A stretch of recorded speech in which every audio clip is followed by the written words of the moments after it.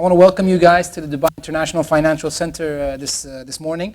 And we're going to be talking about the new Silk Road, which has been a major topic of conversation ever since President Xi Jinping announced it in 2013, or announced the Belt and Road Initiative, the BRI, a major investment in infrastructure across corridors that would spur tremendous growth across various industries.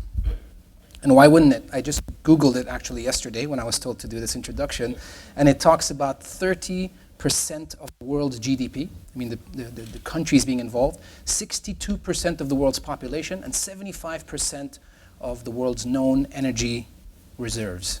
Major. In fact, His Highness Sheikh Mohammed bin Rashid Al Maktoum, the UAE Vice President and Prime Minister and ruler of Dubai, when he visited China in April, talked about his confidence in how this project, this initiative, would do what it did in the original Silk Road, which is to connect communities and economies.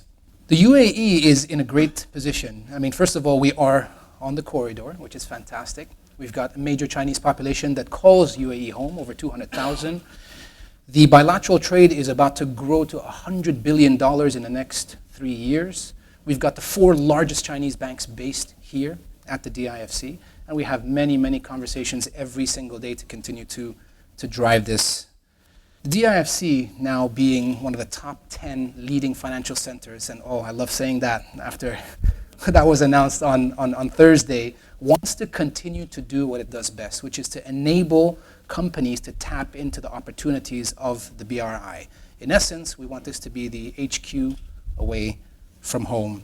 And we think we have great legal and regulatory frameworks, we have great structures, and we have great trade finance products right here at the DIFC to support anybody that's interested in tapping in to the opportunities. I've already talked for a very long time, so I want to welcome Gregory from our partners, Arbuthnot Latham, to present the report, some results, and also possibly some more opportunities for people to be involved. Gregory. Very warm welcome to all of you to the DIFC. My name is Gregory Perdon, and I serve as Co-Chief Investment Officer at Arbuthnot in London. I'm your co-host this morning alongside Pomula. Paul is our Senior Executive Officer of the firm. He also heads up our Middle Eastern business and sits right here in the DIFC. So my objective this morning is to take you on a journey through time, all leading us up to the initiative to link 4 billion people across 65 countries with over $2 trillion of investments. Investments designed to modernize motorways, to build high-speed rails, and of course, to promote energy connectivity. This morning, we investigate the largest infrastructure project of modern times. Today, we travel together along the new Silk Road. Now, it would be tempting to focus today's talk on perhaps how China is revolutionizing financial markets, or perhaps more easily to focus today's talk on making the bull case for investments in global infrastructure.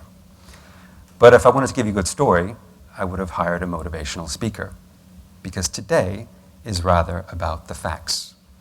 I'll present to you what I believe to be the real rationale behind the initiative, the risks, the dangers, because the reality is I'd like to talk to you about what's at stake, because this will impact the lives of every single person in this room in the coming years. So let's begin our journey and turn back time. But the question is, where do we begin the narrative? I tell you, we won't start. We won't start during the 70s when China was industrializing, nor will we start in the late 40s when Chairman Mao assumed power. We won't even start during the period of the great dynasties, but rather in the 4th century BC. At the time when Sparta was the most powerful city-state, when the Spartans were the undeniable hegemons of the region. Now, at the time, peace reigned between Sparta and Athens, but the tides were shifting, the winds were turning, as Athens grew its navy, its wealth, and its influence in the region. Now, this reminds me of what Thucydides, the great Greek councilman, once wrote. he said that it wasn't Athens' rise to power, but rather the fear that instilled in Sparta, which made war inevitable. So this brings me to the point about Graham Allison.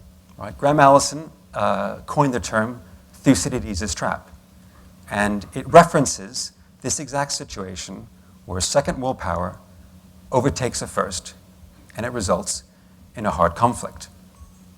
Now, he does this in his expertly written book, Destined for War, within which he and his Harvard colleagues investigate 500 years of history to survey all the scenarios where the second world power overtakes the first. And I'm sorry to say that there's bad news. Of the 16 cases, 12 of them resulted in a hard conflict. But there's a little bit of good news, in that of the 4 that didn't, 3 of them were recent.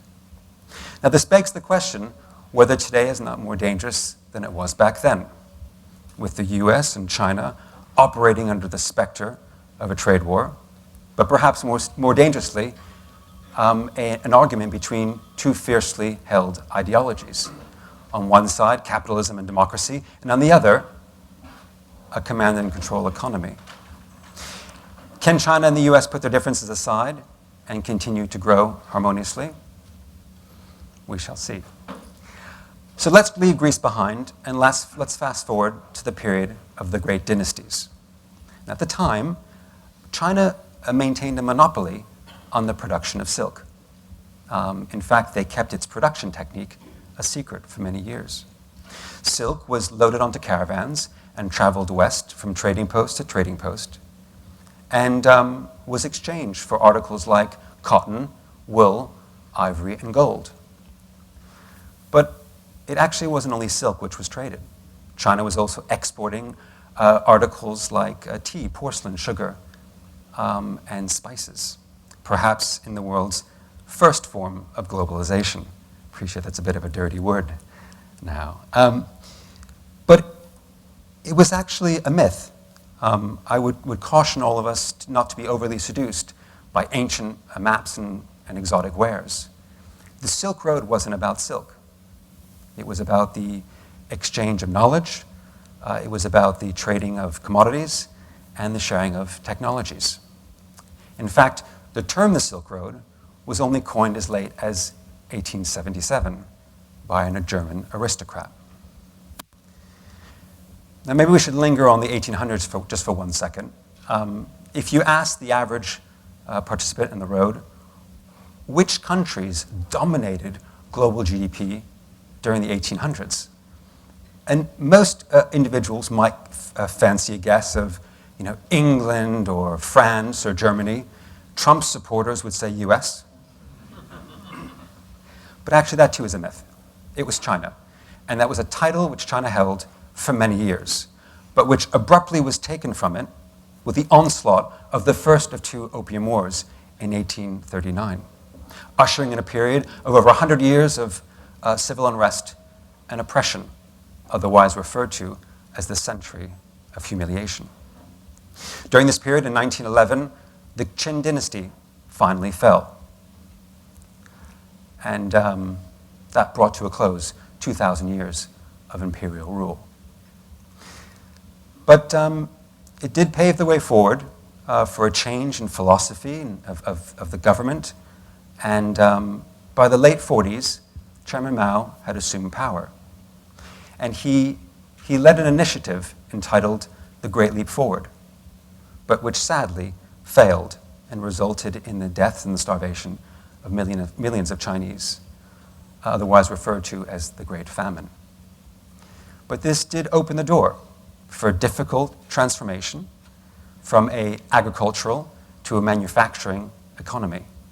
And under the leadership of Deng Xiaoping, by the late 70s, China opened its doors to global markets. The program that he launched was entitled The 4 Modernizations. And what was clear is that China modernized materially. The numbers are actually staggering. For 30 years, China exhibited 10% annual growth year on year. What was clear to the world markets is that the Chinese dragon had reawoken. So we're going to fast forward, and our host referenced it just minutes ago, to the year 2013.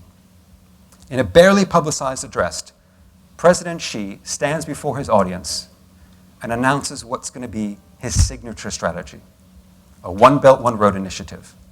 And he calls on over 60 countries to join him in what he referred to as a win-win strategy. The reality was very different. The One Belt, One Road initiative already existed. It was already under construction. And this was but a rebranding exercise designed to give direction to his fleets of state-owned enterprises and give hope to his population of 1.4 billion citizens. So it begs the question, didn't it seem a bit risky to pin one's hope on such a large infrastructure project? Or maybe he had no choice. And this brings us today to the heart of today's talk, where we ask, what was the true motivation behind the initiative to build and design the largest infrastructure project of modern times? Well, the reality is I don't need to tell you, because you already know the answer, because it remains the same throughout history.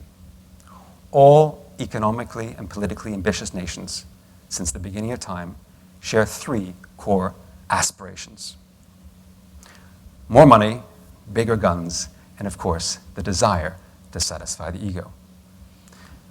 Understand these three factors, and you'll know where the $2 trillion will flow. Let's start with each in turn, right? And we'll start with money, or perhaps more elegantly referred to as the desire to grow economically. So China needs to grow in order to secure its future. And the fastest way for them to do that is to export more goods. But there's a challenge. And the challenge is that manufacturing centers are moving out of China into lower cost regions such as Vietnam. So their strategy is going to be to move up the value chain and to sell higher margin goods to the world's largest marketplace. What's that? Well, of course, it's Europe. In exchange, the Chinese will buy more products such as luxury goods to meet the insatiable demands of their burgeoning middle class. Let's stay on money for 1 second. The famous American artist Andy Warhol once said, "If I want more money, I just go to my bank." And that's exactly what China has done. In the 1980s, it was the Japanese who owned the largest and most powerful banks. In the 1990s, it was the Americans. And today, it's the Chinese. 4 of the 5 largest banks today are Chinese.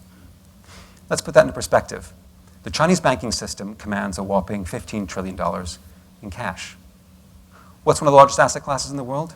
Well, the US housing market. That's worth about $32 trillion. There's enough cash in the Chinese banking system to buy 1 in every second house in America. One of the key objectives of the One Belt, One Road initiative is to ensure that there's continual deal flow to guarantee the Chinese banks stay in their top slot. Let's move on to the second pillar. And we ask the question, what does a gun actually get you? And the answer is security. And actually, China wants as much as it can get. It's difficult for us sitting in Dubai to visualize the wealth divide which exists between the rich eastern coastal cities and the western province. It's staggering, so much so that the government initiated a strategy entitled the Go West vision back in 2000 to help bridge this divide. And what's happened over the preceding 16 years is they invested $914 billion in over 300 projects. The problem is that the divide has only gotten larger. So, in some private conversations I had whilst preparing our flagship research report, I spoke to think tanks and analysts and political strategists, and many of them didn't write what they told me in private. And in private, many of them articulated that they believed the true rationale behind the project was all about guaranteeing security. So I was a bit skeptical. In fact, that's my job as a CIO, is to be professionally skeptical. So I just looked at the numbers, and the numbers are staggering. In 2017, China spent about $196 billion on internal security and only spent $164 billion on external military affairs. Normally, it's the other way around. You spend more money protecting yourself against outsiders than you do against yourself. So let's put that number into perspective for 1 second. China's spending about 6% of their GDP on security, and the European Union is spending less than 1%. It's actually 0.9% to be precise. Let's move on to the third pillar.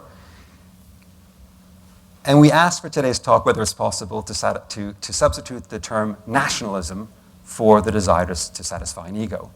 And for today's talk, we'll look no further than the then leader's personal diaries of Chiang Kai-shek, who started every entry with 2 words: avenge humiliation, in reference to those 100 years of civil unrest and oppression. Staying on nationalism for a second, what's one of the best ways to promote nationalism? Well, of course, through the exhibition of military might. And that's exactly what President Xi has done relative to his predecessors. He's been more interested in military expansion than any of them before him. Staying on President Xi just for 1 second, it's interesting to observe that once he was re-elected for a second 5-year term, his Congress abolished limits to the presidency, thereby paving the way forward for potentially a life term in office. Right. So seen on this backdrop, you could make the case that actually the Silk Road makes a lot of sense politically and philosophically for the Chinese. But we're investors, and we need to ask ourselves, does it make sense from an economic perspective? And in order for us to do this, we just need to look at the track record. As it relates to projects tying China to Europe, we'd actually venture to say the track record is pretty good.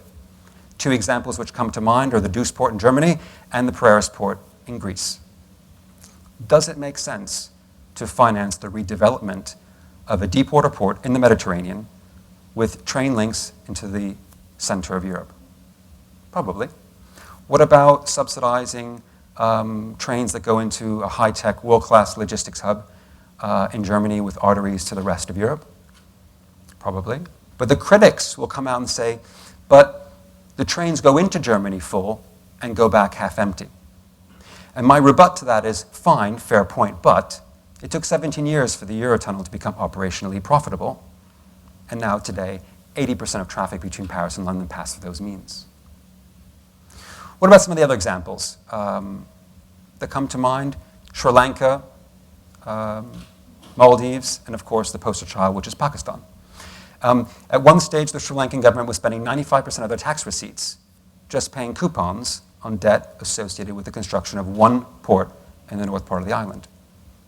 Doesn't feel too sensible to me. It's rumored but unconfirmed that the Maldives received a one-line invoice for $1.5 billion in relation to services rendered regarding some construction. Imagine the face of the guy opening that invoice. Must have thought that like the decimal point was in the wrong place. And of course, the poster child is Pakistan. One of the key initiatives is to build a motorway through the northern part of the country. I doubt many of you have actually visited the northern part of Pakistan. Why is that? Because it's one of the most rugged regions in the world. It's a region that's prone to avalanche, landslide, and flooding, and most of it is at the same height as the Mont Blanc in France, about 15,000 feet. China wants to build a motorway through that area. I would reckon to suggest that project would be destined to fail. And in fact, I'll let you be the judge. Tonight when you go home, go onto YouTube and just type in most dangerous motorway in the world, and you can watch all the videos yourself. And you can judge for yourself whether you think that project will work, yes or no. So what's interesting is that many countries were very keen to join the BRI at the beginning, but the tides are changing and the winds are shifting. One example of that is Malaysia. Malaysia was very much on board, but now have stopped some of their high-speed rail projects. There's increased skepticism as to whether it makes sense for certain countries to take out the debt which is associated with building these projects. So this begs the question, what can the Chinese do to better the odds, to turn the tables, because there's skepticism growing? And in our flagship research report on the new Silk Road, which we've brought hard copies for every guest today, so we would invite you to take it home with you. We present a few policy recommendations. And you might say, what's a private bank giving policy recommendations. I'll just summarize them very quickly for you now, and then we'll move to close. So if the Chinese government wants to make the BRI work, what can they do today? Well, for one, they can ensure there's an economic logic between every single project. Two, they can ensure that there's feasibility studies which have been conducted. They can ensure that local laborers are employed, that they're given technical training, that tourism is promoted. They can ensure that there's a transparent bidding process. They could downplay the involvement of state-owned enterprises. They could better diversify amongst debt and equity, even offer some grants. But most importantly, or maybe most obviously, they can ensure that the trains don't go back half empty. We should draw to a close. China is rebuilding the new Silk Roads to its image. It's bringing hundreds of millions of people out of poverty. It's delivering desperately needed infrastructure to frontier nations. It's slashing trade barriers, contrarian to what the Trump administration is proposing. It's even going into cyberspace with the launch of a digital Silk Road. But as I mentioned earlier, there's skepticism. The winds are changing and the tides are turning. And if China doesn't reverse course in terms of their policies, they're going to risk a clash of philosophies and potentially, at its worst, a debt crisis which could rival the subprime. Our view is that President Xi has the opportunity of a lifetime to become the most powerful, most influential leader of the 21st century, to take back the top GDP spot, but most importantly, to avoid the mistakes which Sparta and Athens made centuries ago. But he's going to have to suppress the temptation to avenge humiliation. He's going to have to make a choice, ignore or change, because armed with the right decision, he'll be able to sidestep Thucydides' trap and put China back in its position as the undeniable hegemon of Asia. Ladies and gentlemen, thank you very much.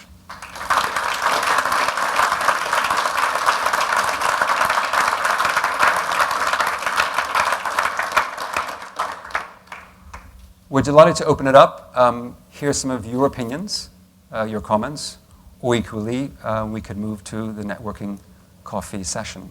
The Chinese banking system are becoming much more careful in credit. Gone are the days of easy credit for the Chinese state-owned enterprises to finance these projects. So with that in mind, I mean, how is China going to finance the very ambitious BRI projects across sort of the Middle East, Africa, Asia? You teed me up perfectly, thank you. One of the investments we made was into Chinese domestic A shares Q4 of last year. And we did that for a very specific reason. China domestic shares were the most out of favor market in the world, equity market. And we did that because what was clear was the Chinese government was starting to ease across monetary and fiscal policy. Now that is the magical formula. If you want to make money and you can front run a monetary authority and a fiscal policy, chances are you will do well. And that's exactly what's happened, right? The Chinese government has lowered taxes, okay? They've increased issuance of infrastructure bonds. And perhaps most importantly, they've lowered the RRR. So essentially, they're providing a lower interest rate policy by freeing up excess capital. So whether that manifests itself directly in direct loans to the state-owned enterprises or not, there's lots of different ways that the government can go about finding finance. And they're doing everything they can to ensure that the moderating of growth from 8% down to 7 to 6 down to 5 is done in a controlled fashion. Hence the reason we've actually made equity investments in China, which, happily to say, is actually one of the best performing equity markets in 2019. Thank you for your question. But on behalf of all of us at Arbuthnot Latham, Paul Miller, myself, and the rest of the team, thank you so much for your attendance this morning. We're very grateful. Good day to you all.